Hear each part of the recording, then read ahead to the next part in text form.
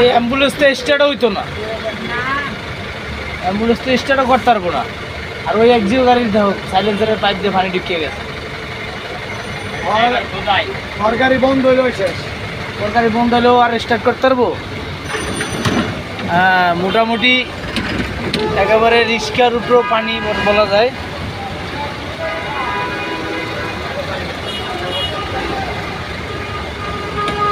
এটা ঢাকা কাকরাইল সেন্ট্রাল হসপিটালের সামনে।